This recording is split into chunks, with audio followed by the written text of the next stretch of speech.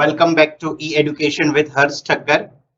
From today, we will start our chapter number 4, that is planning, and it is the first function of management, planning. So first of all, we will understand what is the actual meaning of planning. See, planning is necessary at all the level of management and in any organization. So planning means where we are presently and where we want to go, means के future targets. So planning is the bridge between where we are and where we want to be. That is known as planning. Planning can be defined as thinking in advance what to do, how to do, by whom, and when it's to be done. This function of management helps in bringing the gap between where we are and where we want to be. It means it links present with the future. Simple term में बोले तो हम कहाँ हैं और हमें कहाँ पहुंचना है, ये दो टारगेट के बीच में, मीन्स कि हमारा अभी का करंट सिचुएशन और हमारा टारगेट, ये दोनों के बीच की जो लिंक है that is known as planning. Planning means thinking in advance. Planning always futuristic होता है. Planning is based on your experience and observation. आपके लिए प्लानिंग जो है एडवांस थिंकिंग है, मीन्स कि from where you have to start the work, what you have to do, how to do, by whom and when to do. तो ये सारी चीजें कहां पे आती हैं? प्लानिंग में आती हैं. Planning means bridge between where we are and where we want to be. Planning always क्या होता है? फ्यूचरिस्टिक होता है, थिंकिंग इन एडवांस होता है. क्या करना है, कब करना है, कैसे करना है, किससे करना है, कब करवाना है. And the most important thing is that planning is futuristic. It is the first managerial function as we discussed. This function of management provides framework for all the function. अगर प्लानिंग नहीं करोगे तो आप ऑर्गेनाइजिंग क्या करोगे? Planning में नहीं होगा, ऑर्गेनाइजिंग नहीं होगा प्रॉपरली तो आप स्टाफिंग क्या करोगे? स्टाफिंग नहीं करोगे तो डायरेक्टिंग क्या करोगे? प्लानिंग ही नहीं है तो आप कंपैरिजन किसके साथ करोगे? कंट्रोलिंग में. इट मींस दैट प्लानिंग क्या प्रोवाइड करता है? फ्रेमवर्क प्रोवाइड करता है for all the functions of management. Without planning, an organization will not able to achieve effectiveness and efficiency. This function of management is performed at all levels of management. Means pervasive आप बोल सकते हो. Top level management does planning for the organization as a whole. Whole means master plan बनाता है. Middle level of management does the departmental planning, means उसको supportive plan बोलते हैं. And the lower level management does day to day planning, that is operational planning, कि हर रोज की activity कैसे करे. तो planning is not optional. Planning कभी भी ऑप्शनल नहीं होता है. दूसरे फंक्शंस के लिए वो फ्रेमवर्क प्रोवाइड करता है, जैसे एफिशिएंसी और इफेक्टिवनेस बढ़ती है. ऑल लेवल पर प्लानिंग नेसेसरी है. टॉप लेवल वाले जो मास्टर प्लान बनाते हैं, मिडिल लेवल वाले सपोर्टिव प्लान बनाते हैं और लोअर लेवल वाले डे टू डे प्लान बनाते हैं टू अचीव द ऑर्गेनाइजेशनल गोल. अब प्लानिंग प्रोसेस समझते हैं. इंपॉर्टेंट क्वेश्चन है एग्जाम के लिए भी. प्लानिंग प्रोसेस डायरेक्ट क्वेश्चन भी पूछा जा सकता है, इनडायरेक्ट क्वेश्चन भी पूछा जा सकता है, जहां पर आपको डिफाइन करने हैं steps involved in planning process. तो प्लानिंग प्रोसेस के स्टेप्स अगर आप यहां पर देख सकते हैं तो फर्स्ट स्टेप आपका आता है सेटिंग ऑब्जेक्टिव्स. तो सबसे पहले प्लानिंग में हम क्या करते हैं कि भी हमारा ऑब्जेक्टिव क्या होना चाहिए, वो सेट होना चाहिए. कभी कभी सबसे बड़ा डिफिकल्ट टास्क यही होता है कि हम ऑब्जेक्टिव क्या सेट करें. What should be our objective. तो it is the very critical situation. बहुत ही माइंड पावर यूज करना पड़ता है, बहुत ही थिंकिंग नेसेसरी होता है प्लानिंग में ऑब्जेक्टिव सेट करने में. जब भी आप कोई ऑब्जेक्टिव सेट करते हो तो उसको बहुत सारे फीचर्स अफेक्ट करते हैं. तो फर्स्ट ऑफ ऑल आपका जो प्लानिंग प्रोसेस है उसमें फर्स्ट स्टेप है setting objective. The first and the foremost step is setting the objectives. Objectives specify what the organization want to achieve, means आपका organization क्या achieve करना चाहता है. फॉर एग्जाम्पल कि मेरा ऑर्गेनाइजेशन 20% सेल में इंक्रीज चाहता है, तो that is my objective, that is increase in sale by 20%. Objective for which plan to be made should be clear to all the managers involving in the planning function. For this purpose, objective should be in written format and officially communicated. कभी भी oral objective set नहीं होता है, और जितने भी managers planning process में होते हैं उन सबको अवेयरनेस होनी चाहिए कि भाई हमारा ऑब्जेक्टिव क्या है, और उनको ऑफिशियली रिटर्न में कम्युनिकेट होना चाहिए कि इन फ्यूचर में वो कभी भी डिनाई ना कर सकें. This will help in utilizing the resource to maximum extent possible. If end result is clear, it becomes easier to work towards the goal. अगर आपका प्लानिंग क्लियर होगा तो आपको पता है कि कौन से रिसोर्स को कितना यूज करना है. इट मीन्स कि प्लानिंग में मैंने पहले भी बताया कि बहुत सारे फैक्टर अफेक्ट करते, तो एक रिसोर्स फैक्टर भी अफेक्ट करता है कि जब भी आप प्लानिंग करते हो तो आपके अवेलेबल रिसोर्स को क्या करो, मैक्सिमम यूज करो, मैक्सिमम यूटिलाइज करो. सेकंड जो आपका स्टेप आता है प्लानिंग प्रोसेस में, that is developing premises. Developing premises का मतलब क्या होता है कि जब भी आप कोई गोल स्पेसिफाई कर देते हो तो अब मैनेजर को क्या करना पड़ता है, एक एजम्पशन लेना पड़ता है मार्केटिंग कंडीशन से, उसका एक प्लान को चॉक आउट करना पड़ता है कि भाई हम कैसे उसको अचीव कर पाएंगे. जैसे हमने एग्जांपल में ले लिया कि भाई हमारा सेल इंक्रीज होना चाहिए बाय 20%, बट अब क्या करना पड़ेगा, उसके लिए वर्कआउट करना पड़ेगा कि how to achieve the goal. तो उसकी नेक्स्ट थिंकिंग लेवल की प्रोसेस है प्लानिंग प्रोसेस के अंदर, that is developing premises. After specifying what the organisation wants to achieve, manager needs to take certain assumption of market conditions. Assumptions are based upon which plan are drawn.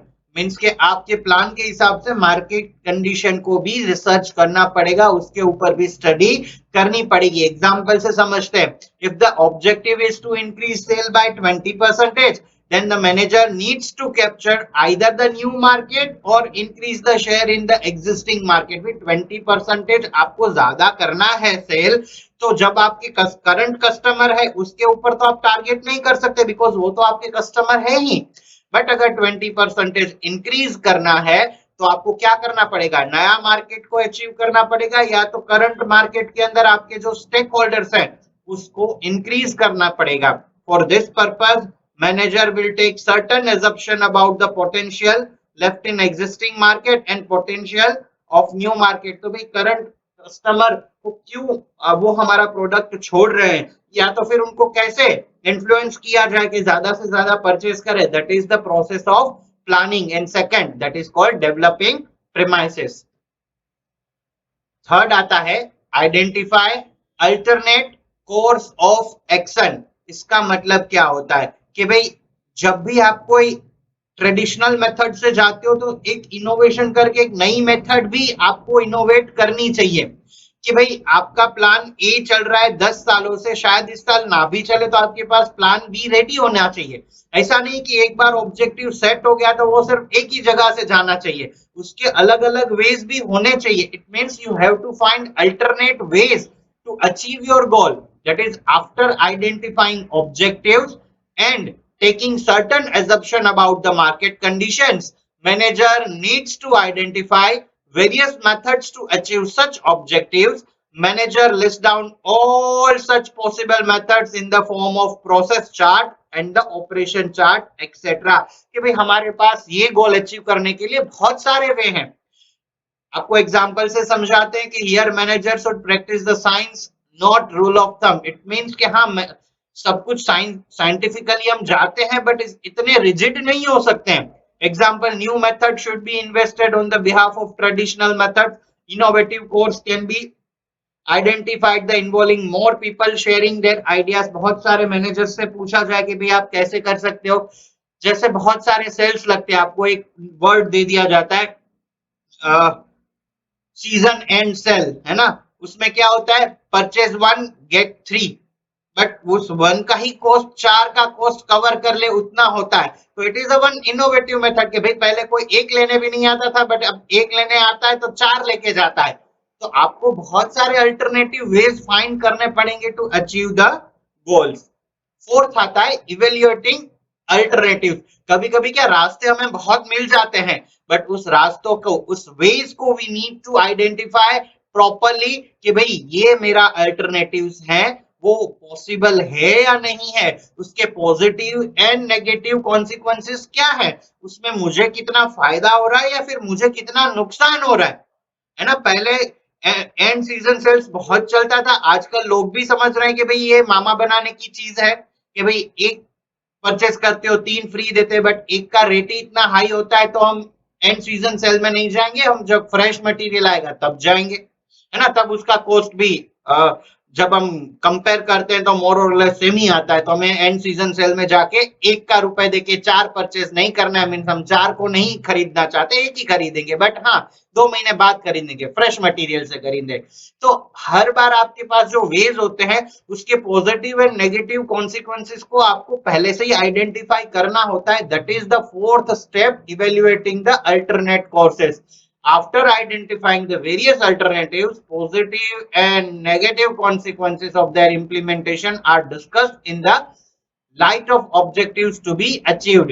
Example से समझते हैं। In order to increase sale, top level management is thinking to change the packaging of the product. भाई top level management कहता है कि भाई हम packaging change करते हैं, थोड़ा अट्रैक्टिव बनाते हैं, है ना। But in discussion with the marketing manager, it is found that new packaging may result in decline of sale. कि भाई नया पैकेज करेंगे तो सेल कम हो सकता है। क्यों? As majority sales comes from self-service outlets where packing works as a silent salesman. भाई पैकिंग क्या करता है? साइलेंट सेल्समैन की तरह जॉब करता है। भाई आपको पैकिंग देखकर ही पता चल जाता है कि ये कौन सा प्रोडक्ट है, उसका नाम देखने की, उसकी क्वालिटी देखने की जरूरत नहीं है। पैकिंग ही साइलेंट सेल्समैन होता है। अगर कस्टमर तुरंत ही एक इमेजिन कर लेता है कि ये प्रोडक्ट जैसे बालाजी वेफर्स, तो आपके सामने वो कहीं पैकेट आ गया होगा और दूर से देखते हो तो भी पता चल जाता है कि दिस इज बालाजी वेफर्स, वो लेयर्स नहीं है। क्योंकि एक जो पैकेजिंग होता है वो साइलेंट सेल्समैन होता है, एक इमेज बन जाती है कस्टमर के माइंड के ऊपर।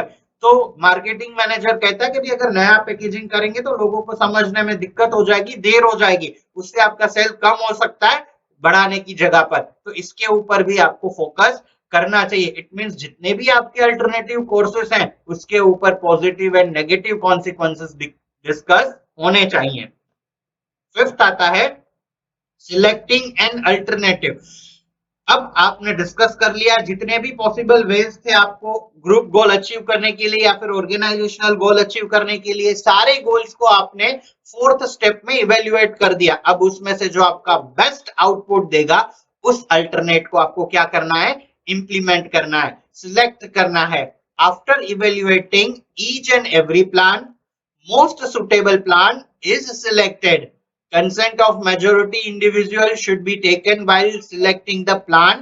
However, maintaining secrecy of the selected plan is equally important, otherwise leakage may provide benefits to the competitors. अगर कुछ आप नया सिलेक्ट करते हो तो वो क्या रखना पड़ता है? कॉन्फिडेंशियल रखना पड़ता है, नहीं तो आपकी पॉलिसी या स्ट्रेटेजी आपके कॉम्पिटिटर्स भी अप्लाई कर सकते हैं। तो फिफ्थ स्टेप में क्या होगा कि जितने भी आपके अल्टरनेटिव्स हैं उसमें से आपको बेस्ट अल्टरनेटिव को सिलेक्ट करना है।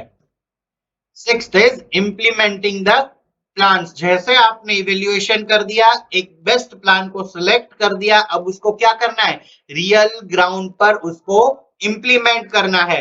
This step is concern with the putting the selecting plan into the action. Example, doing what is required, top level management communicates the selected plan to the middle level management and the accordingly middle level management does the departmental planning। जैसे top level management ने plan select कर लिया सबने मिलकर, तो वो plan किससे discuss किया जाएगा? मिडिल लेवल मैनेजमेंट से कंसर्न किया जाएगा। और मिडिल लेवल मैनेजमेंट किसको कम्युनिकेट करेगा? लोअर लेवल मैनेजमेंट को कम्युनिकेट करेगा, जैसे आपका एक्चुअल वर्क जो है वो क्या हो सके? इंप्लीमेंट हो सके। तो सिक्स्थ स्टेप में क्या करना है? इम्प्लीमेंटेशन, इसका मतलब है जो भी सिलेक्टेड प्लान है that comes into the action. और लास्ट में आता है that is follow up of action. एक बार आपने इंप्लीमेंट कर दिया तो आपको क्या करना पड़ेगा, फीडबैक लेना पड़ेगा, फॉलो अप लेना पड़ेगा कि जैसे हमने सोचा था वैसे ही इंप्लीमेंट प्रॉपरली हो रहा है या नहीं हो रहा है। Monitoring is required, so monitoring the plans at all the levels of management are equally important. It should be observed that plans selected are being implemented and targets are achieved in the time bound manner. It means that आपने जो plan select किया था उसी हिसाब से हर worker काम कर रहा है और वो भी within time limit, it means with efficiency and effectiveness. तो 7 steps are involve in the planning process. Again हम फॉलो करते हैं। सबसे पहले आपको ऑब्जेक्टिव सेट करना है, उसके बाद ऑब्जेक्टिव्स के लिए क्या क्या करना होगा, that is developing premises, market conditions को आपको स्टडी करना है।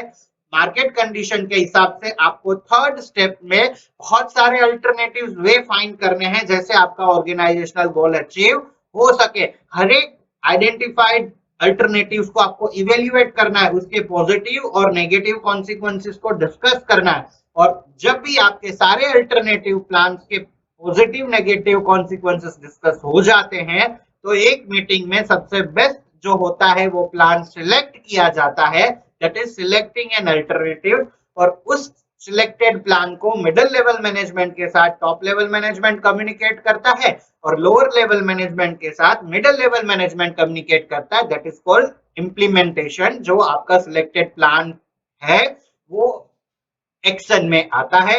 और लास्ट स्टेप होता है दैट इज फॉलो अप, कि जैसे हमने प्लान किया था वैसे ही हर एक लेवल पर वर्क हो रहा है या नहीं, वो भी मिनिमम वेस्टेज के साथ और मैक्सिमम यूटिलाइजेशन के साथ, and that is also with in the time frame of the work. Next is features of planning. Planning features जो होता है वो भी बहुत इंपॉर्टेंट टॉपिक है। तो फर्स्ट फीचर ऑफ प्लानिंग क्या है, planning focuses on achieving objectives. बहुत सिंपल सी बात है, भी हम प्लानिंग करते क्यों हैं। तो फर्स्ट फीचर क्या होता है कि प्लानिंग हमें अपना ऑब्जेक्टिव को अचीव करने में हेल्प करता है। That's why planning focuses on the achievement of objectives. Every organization needs to achieve organizational, social and personal objectives. All these objectives can be achieved only after proper planning. अगर planning नहीं होगा तो आपका objective achieve नहीं ही होगा। Planning focuses on achieving targets in a time bound manner. Planning contributes to achieve pre-dimensional organizational goal or predetermined organizational goal.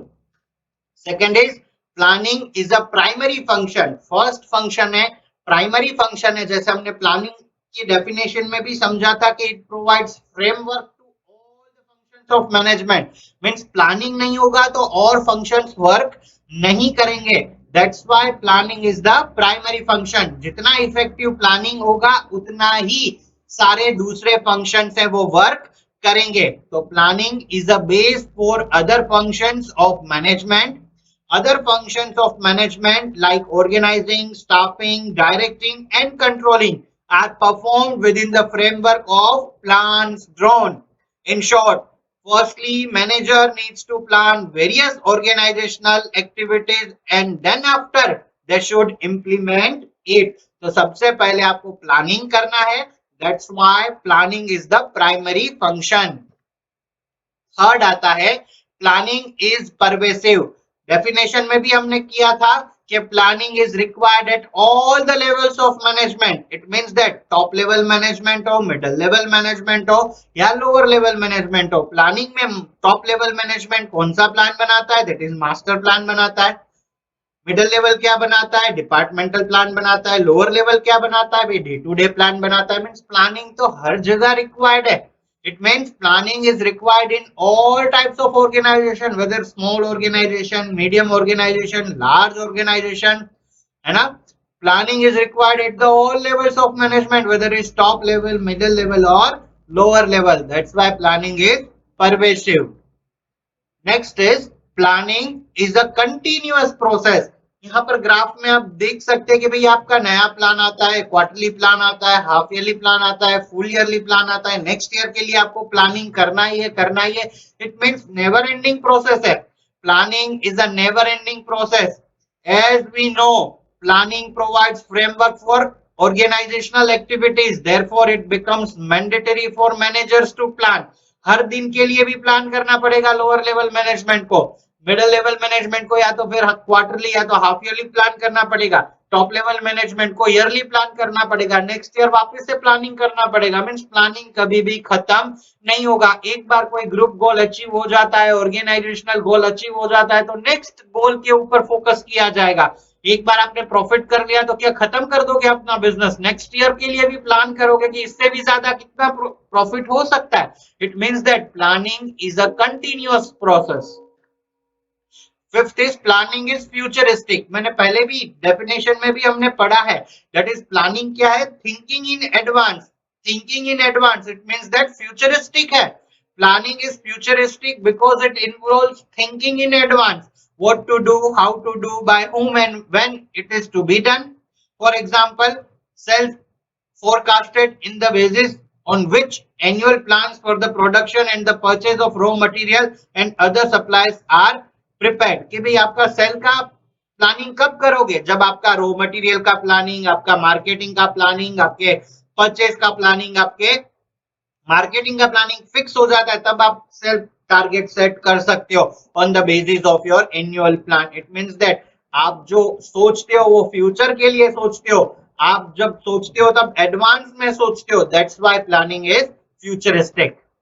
Next is planning is a mental exercise. Planning के लिए आपको exercise gym में जाके नहीं करनी है, field पे जाके दौड़ा भागी नहीं करनी है। आपको एक एसी कैबिन में बैठ के चाय समोसा खाकर प्लानिंग करनी है। बट उसमें आपका सबसे ज्यादा पोटेंशियल चाहिए, सबसे ज्यादा मेंटल एक्सरसाइज चाहिए, सबसे ज्यादा ब्रेन एक्टिविटी चाहिए, सबसे ज्यादा ब्रेन स्टॉर्मिंग चाहिए।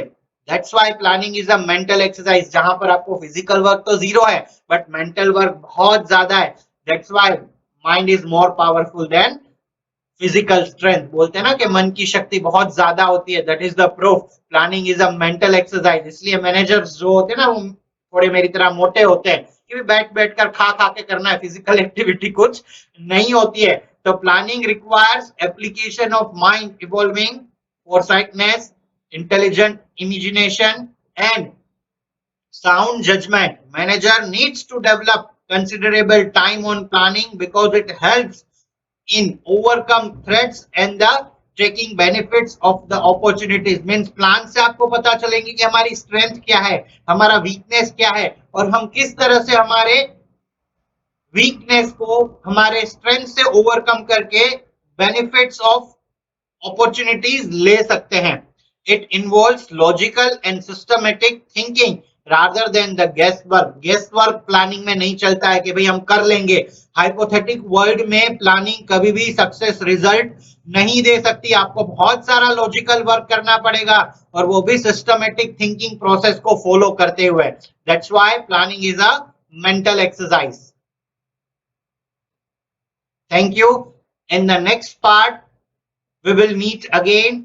Till the timing, stay blessed and have a nice day ahead. Please share, comment and like the video. Please subscribe the channel also. Thank you.